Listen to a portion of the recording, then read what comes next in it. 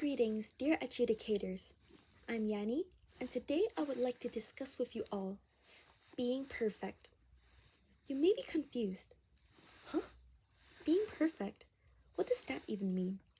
Being absolutely impeccable in looks and abilities?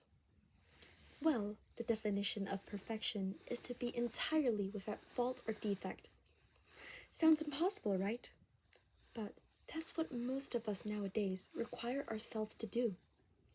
Some gain the pressure to be flawless from their own families, while some gain the pressure from the intense competition with peers. Well, in my opinion, the deadliest origin of this stress is from nobody but ourselves. As a house captain in my own school, I am expected to manage almost everything flawlessly and smoothly. But I sometimes get the feeling that if I don't do well enough, I'd get looked down on.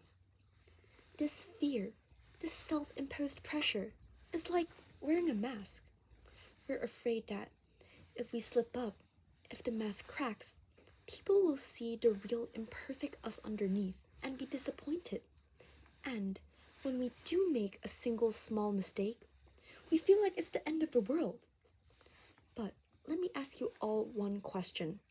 Have you ever once looked at a classmate who've made a mistake and thought, "Wow, I totally lost all respect for them"? Probably not. In fact, you might have found them more relatable, more like a real human being. So, why do we hold ourselves to a standard we never used to judge others? Here's a secret every one of us needs to hear. We never grow up in the state of perfection. Growth happens in the messy and uncomfortable but beautiful process of trying out new things, failing, and learning from our previous mistakes. Instead of believing that we'd be hated on by everyone if we mess up only once, we ought to free ourselves from the heavy chains of imperfection. What if we gained the courage to try and learned from our stumbles to achieve a better self? Our true strength doesn't come from presenting a perfect facade. It comes from the resilience we build when we get a bad grade and then learn how to study better. It comes from ourselves overcoming our clumsiness and learning how to mark important things down. So from now onwards, let's give ourselves and each other the permission to be imperfect and free.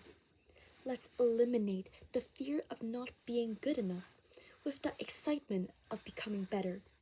That's all. Thank you.